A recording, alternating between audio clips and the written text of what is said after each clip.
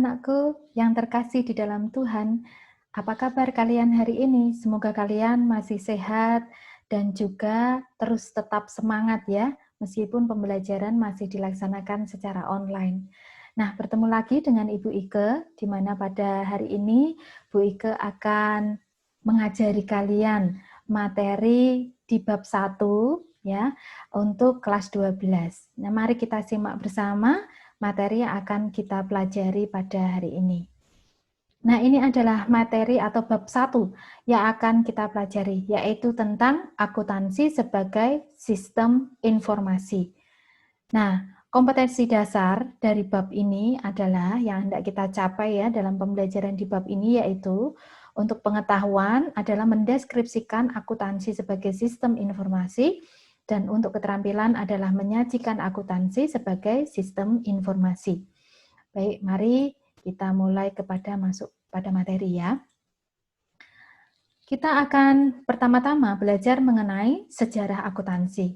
Nah, bagaimanakah sejarah akuntansi itu sebenarnya? Diawali dari sejarah akuntansi di dunia. Kenapa kok bisa muncul akuntansi ya? Awal mulanya itu bagaimana?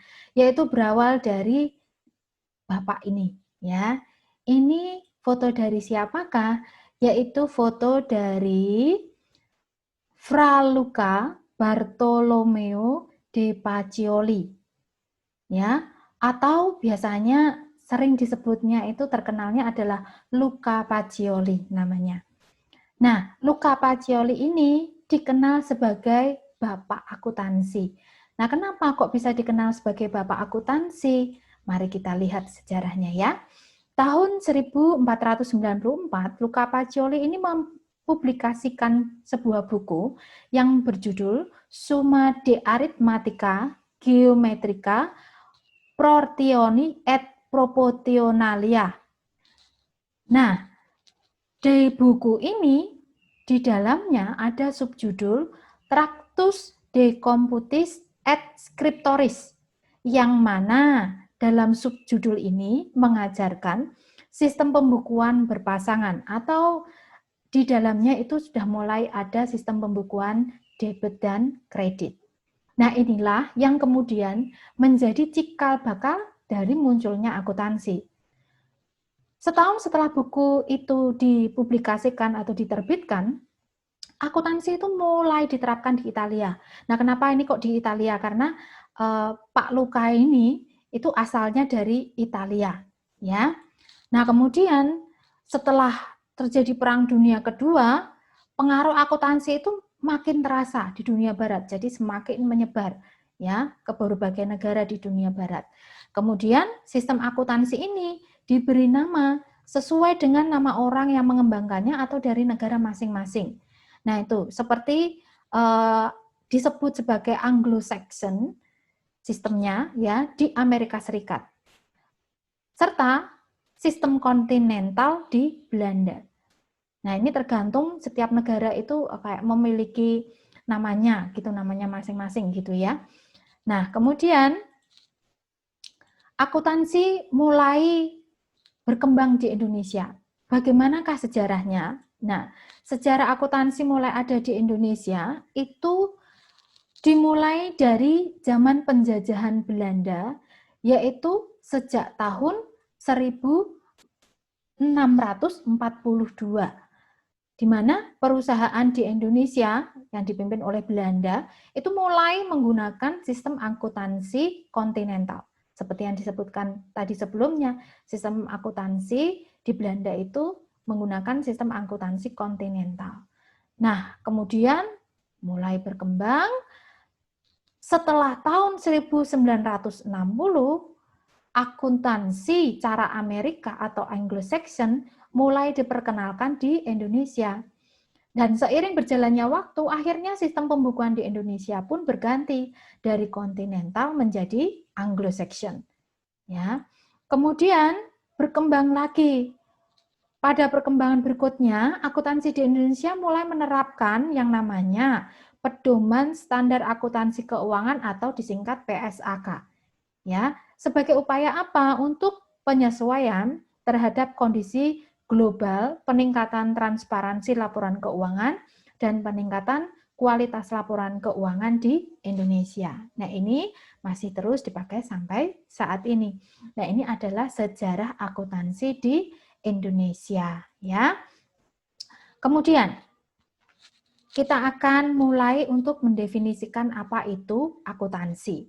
Nah, akuntansi menurut American Institute of Certificated Public Accountants disebut sebagai seni mencatat, menggolongkan, meringkas transaksi dan kejadian yang bersifat keuangan dengan cara tertentu dalam bentuk satuan uang serta menafsirkan hasil-hasilnya.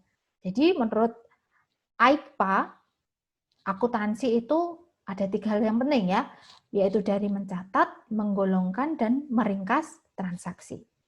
Sedangkan menurut American Accounting Association, akuntansi disebut sebagai proses untuk mengenali, mengukur, dan mengkomunikasikan informasi ekonomi untuk memperoleh pertimbangan dan keputusan yang tepat oleh pemakai informasi yang bersangkutan. Nah, kedua-duanya ini itu adalah definisi dari akuntansi.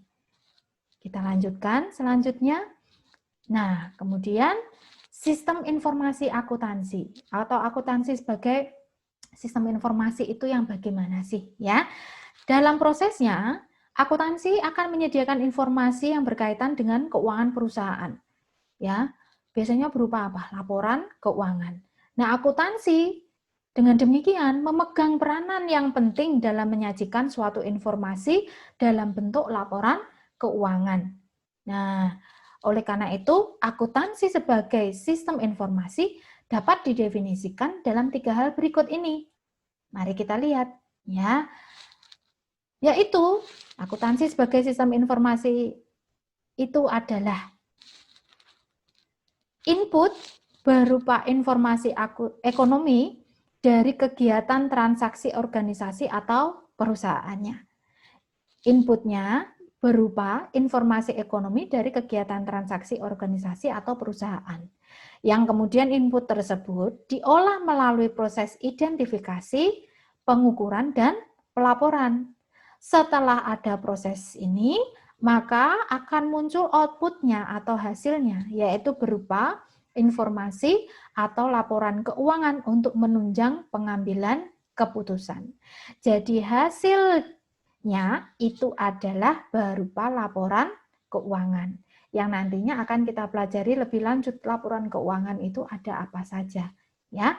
Dan yang perlu kalian pahami adalah informasi akuntansi itu hasilnya berupa laporan keuangan. Nah, kemudian laporan kualitas informasi akuntansi atau kualitas dari laporan keuangan yang ada itu harus bagaimana ya? Karakteristik laporan keuangan yang memiliki kualitas yang baik. Jadi laporan keuangan yang memiliki kualitas yang baik itu seperti apa sih? Gitu ya. Jadi laporan keuangan tidak boleh untuk dibuat sembarangan gitu ya. Harus memiliki kualitas yang baik sehingga bisa digunakan oleh penggunanya begitu. Yang pertama, laporan keuangan itu harus relevan. Relevan bagi penggunanya sehingga apa? Bisa dibuat untuk pengambilan keputusan. Jika laporan keuangan tersebut tidak relevan, tentu tidak bisa digunakan sebagai dasar pengambilan keputusan. Yang kedua, harus dapat dimengerti. Nah, bagaimana jadinya kalau laporan keuangan tidak bisa dimengerti oleh si pemakai informasi akuntansi? Ya pasti bikin pusing ya. Ini apa, bikin apa? Pemakai informasi akuntansi tidak tidak bisa memahami, nah itu bukan hal yang baik tentunya. Sehingga laporan keuangan yang berkualitas itu harus dapat dimengerti, jelas begitu ya laporannya. Kemudian dapat diuji, yaitu laporan keuangannya harus akurat, dapat diuji kebenarannya oleh penilai independen. Ya, jadi kalau seumpama laporan keuangannya itu diuji oleh penilai independen, itu bisa dapat diuji, yaitu namanya laporan keuangannya berkualitas. Kemudian netral. Laporan keuangan itu dibuat untuk tujuan umum pengguna, bukan untuk pihak-pihak atau kalangan tertentu. Ya, harus netral. Kemudian tepat waktu, harus bisa disajikan tepat waktu laporannya. Karena apa? Hal itu akan digunakan untuk mengambil keputusan. Sehingga kalau laporannya tepat waktu, maka keputusan yang diambil juga bisa sesuai dengan waktu yang direncanakan. Begitu ya. Kemudian punya daya banding atau dapat dibandingkan. Laporan itu dapat dibandingkan antar periode atau bisa juga antar perusahaan. Jadi laporan keuangan antara perusahaan satu dengan yang lain itu dapat dibandingkan gitu. Kemudian lengkap, menyajikan semua fakta penting dan tidak menyesatkan pengguna. Nah, lalu kemudian kalau tadi kita sudah belajar kualitas informasi akuntansi, kita akan mulai melihat pemakai informasi akuntansi. Nah, pihak-pihak yang memerlukan informasi akuntansi itu adalah siapa saja? Yang pertama, pihak intern atau internal perusahaan. Nah, pihak internal ini adalah pihak yang berada di dalam perusahaan dan berkepentingan dalam mengambil kebijakan perusahaan. Ini yang disebut sebagai pihak internal. Oleh karena itu, siapa saja pihak internal perusahaan? Yaitu pemimpin perusahaan atau manajer, seperti manajemen puncak, yaitu seperti CEO, atau general manager, manajemen menengah, seperti manajer keuangan dan manajer produksi. Nah, ini adalah pihak intern atau internal perusahaan. Nah, oleh pihak intern atau internal perusahaan ini, informasi akuntansi digunakan untuk apa? Yaitu yang pertama digunakan untuk mengambil keputusan. Ya, sebagai dasar atau acuan untuk mereka mengambil keputusan. Dari laporan keuangan yang ada, itu mereka nanti akan melihat, menganalisa dan mulai bisa untuk mengambil keputusan harus melangkah bagaimana, begitu ya. Kemudian yang kedua, yaitu bisa untuk melindungi harta perusahaan, karena harta perusahaan semua tercatat dalam laporan, begitu ya.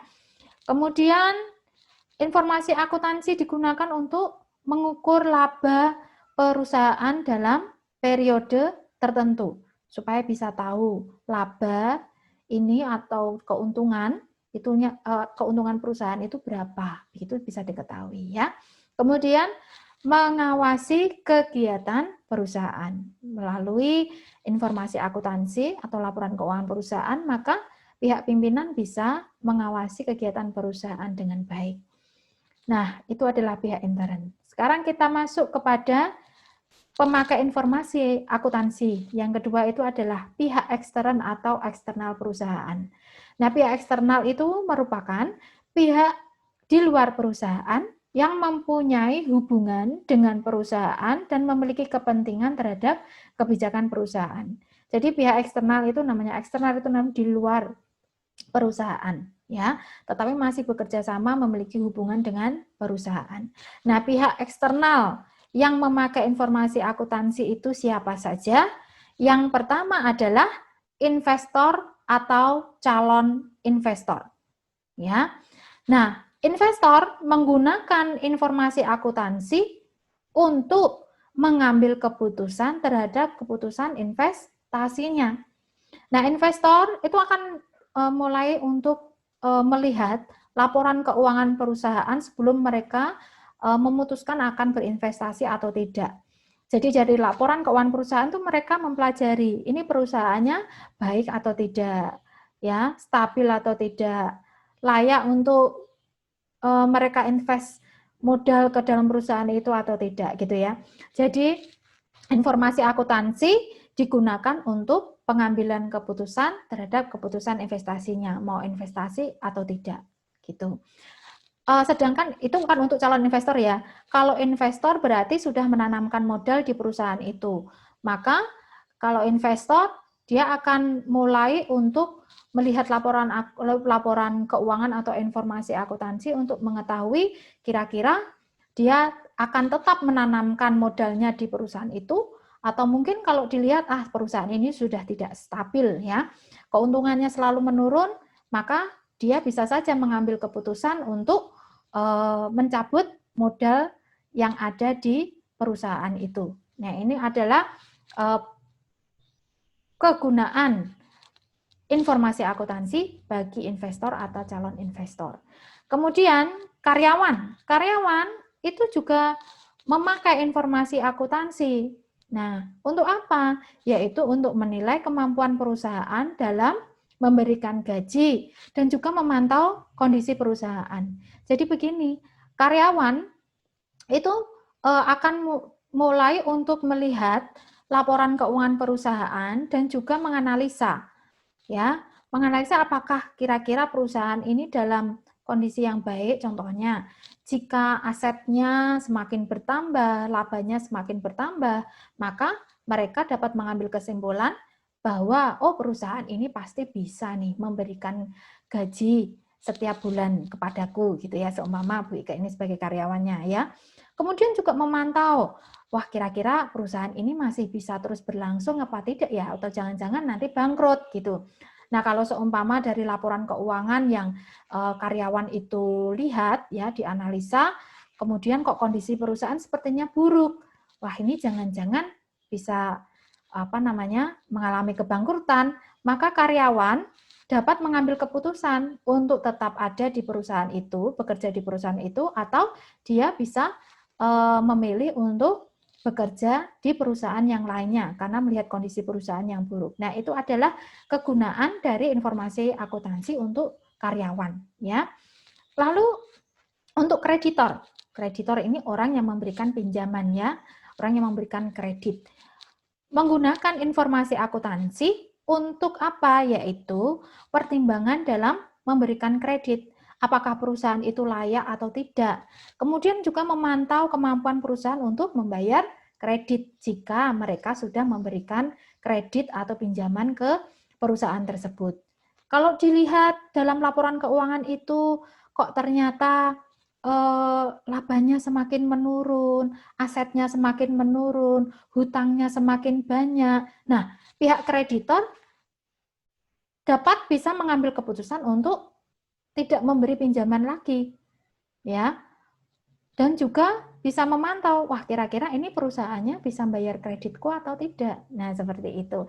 Jadi, kreditor di sini menggunakan informasi akuntansi itu untuk memberikan pertimbangan akan memberikan kredit atau tidak. Atau kalau sudah memberikan kredit, ya untuk melihat kemampuan perusahaan untuk membayar kredit tersebut, gitu ya. Kemudian, pihak eksternal yang lain adalah pemasok atau supplier. Pihak pemasok menggunakan informasi akuntansi atau laporan keuangan itu untuk membantu memprediksi pembayaran pada saat jatuh tempo. Nah, biasanya untuk perusahaan-perusahaan itu kalau membeli barang-barang yang dia butuhkan untuk kegiatan produksi tidak selalu semuanya tunai ya. Kebanyakan itu masih berupa kredit atau masih utang gitu ya. Oleh karena itu, pihak pemasok atau supplier perlu untuk melihat informasi akuntansi perusahaan, laporan keuangan perusahaan akan dilihat supaya membantu mereka untuk memprediksi kira-kira perusahaan bisa nggak ya untuk membayar utang mereka yang sudah jatuh tempo gitu ya, pembayaran barang-barang yang sudah dikirim belum dibayar begitu ya, pembayaran sudah jatuh tempo, nah kira-kira bisa dibayar nggak ya? Nah itu pemasok menggunakan informasi akuntansi untuk hal tersebut. Kemudian pelanggan menggunakan informasi akuntansi untuk mengetahui kelangsungan perusahaan berkaitan dengan apa, yaitu kontrak dengan perusahaan. Jadi biasanya pelanggan itu kan ada kontrak dengan perusahaan, nah kira-kira bisa terus nyetok atau tidak gitu ya untuk barang-barangnya dan sebagainya. Nah itu mereka bisa mengetahui hal tersebut dengan menggunakan laporan keuangan atau informasi akuntansi perusahaan tersebut ya. Kemudian pemerintah sebagai dasar untuk menetapkan pajak yang harus dibayar perusahaan dan juga melihat apakah perusahaan sudah membayar gaji pegawai dengan layak, serta juga melihat sumbangan sosialnya kepada masyarakat sudah dilaksanakan atau belum dan seberapa besar sumbangannya. Nah, apakah sudah sesuai dengan ketentuan, itu semua adalah kegunaan informasi akuntansi bagi pemerintah. Kemudian untuk masyarakat umum, memastikan peran perusahaan dalam melaksanakan kewajiban sosialnya. Ya memang perusahaan memiliki kewajiban sosial bagi masyarakat dan masyarakat bisa melihat atau menggunakan informasi akuntansi untuk memastikan bahwa perusahaan sudah melaksanakan kewajiban sosialnya atau belum, gitu ya.